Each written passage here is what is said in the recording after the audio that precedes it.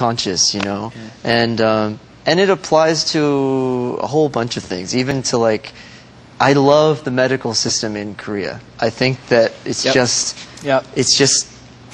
second to none, really. I mean, you can walk into any hospital at any time, and I'm not even a Korean citizen, and I go in and you get top service, you know, you get top treatment, you get it fast, and it's honest, and you don't have to wait a long time, and it's not expensive too. Yeah. You know, I just give me the 6,000 won. Yeah, exactly. You know, how do you do it so cheap? Yeah. I just like that health in Korea is not an issue, really. It's just given that health is important, you know. I could go on and on about maybe the things I might disagree with like some health issues in other countries, but I just think that Korea really, that's one thing I thought was strange at first. Yeah.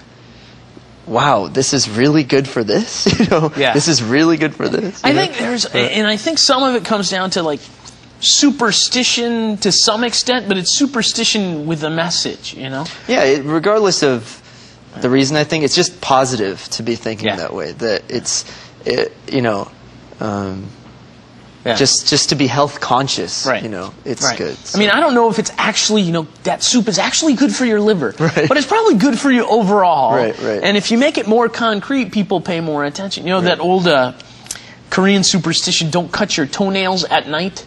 You know about I don't that one? know. Okay. What is that? So yeah, in Korea there's this 미신, 그러니까 미신 중에 그 발톱 깎으면 밤에 발톱 깎으면 안 되는 그 미신이 있어요. So they say if you cut your toenails at night, it's bad luck. So and I think the original, you know, way back when the lighting was not good. We didn't have big electric lights. We had candles that we were using for lighting. So you could hurt yourself if you couldn't see very well. You could cut yourself instead of your toenails, and you could injure yourself. So Grandma said, you know, to the young children who didn't know better, don't cut your toenails at night because you'll get bad luck.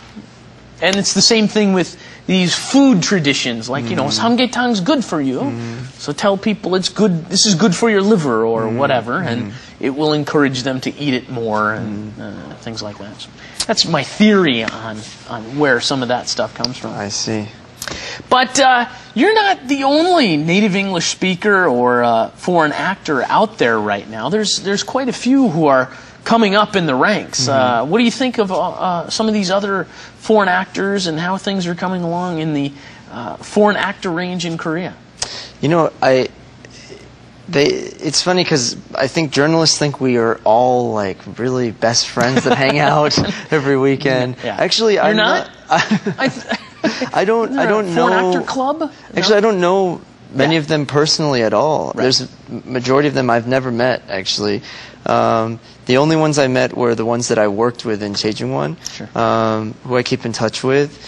But I just think that all of us are kind of in the same boat in that it's all just uncharted territory. All of us are in this new kind of... Viewers are slowly accepting us. We are getting used to being part of the whole broadcasting system as well, and it's kind of a give and take. We're both getting used to each other, so it's still going to take time, and I don't know where it's going to go. Actually, I think that we, you know, I've heard people ask, "Are you guys? Is there a lot of competition and things?" Well, the truth of the matter is that, you know, there aren't a lot of roles for foreign actors in Korea as of now, and so we're all kind of in it together. I think, you know, it's a common struggle, I guess you could say. But at the same time, to look at it in a positive light, it's because it's an uncharted territory and everything. We can kind of, if we do all do well, it could be something special for all of us, you know, and it might be a good change as well, I think, too, for the entertainment business. But we'll see. It really all depends, I think, on the talent that we bring to the table, because there's still a lot for us to prove, I think. And I assume that you're I don't know much about the other actors here in Korea, but you're probably one of the few that's professionally trained and has put a lot of time and effort into this sort of a thing, correct? I guess, yeah, I don't know the training that other actors have or haven't received. Sure.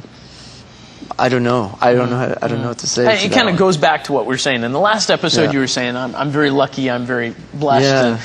But you've also worked hard to get to where you're at. I mean, it definitely is like that. I think my point is that for the future, I'm not sure exactly, and I'm not sure if the Korean viewership knows yet where exactly like these foreign actors fall in the place of everything yet. I think we're all just still trying to find our place. So. And it comes down, it's a combination, right? You got to have the talent. Right. And the talented actors, and then you can start writing the roles. And the roles have to be there for the talented actors to come over and be working here. So it's kind of going to grow together, right? Just got to adjust to each other. So, do you have any plans to head back to Hollywood at some point, or do you think that's going to happen? Like, you're going to follow in Lee Byung-hun's footsteps and go do head back to G.I. Joe Hollywood? 2? Or, well, it's funny that you said head back to Hollywood. I was never in Hollywood. The hometown, anyway. Into my hometown. I mean, I think that I think just the fact that I'm from America and that I speak English, I get asked this question a lot, but I'm still a beginner in this business. I have a long way to go before thinking of those huge, big things. Right now, like, it's been not even a year since I've debuted in Korea, so like I said, I just feel blessed to be here with you, talking here, being asked questions by people who are interested up to now, doing this next project I'm doing. I think that if I think too much about where I want to go and everything, then I won't be able to enjoy this time right now, which is a very special time in my life that I want to just, enjoy day by day for now. Little philosopher.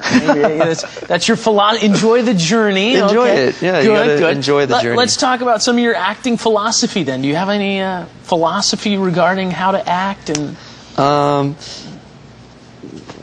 this obviously comes from the training that I got in the States.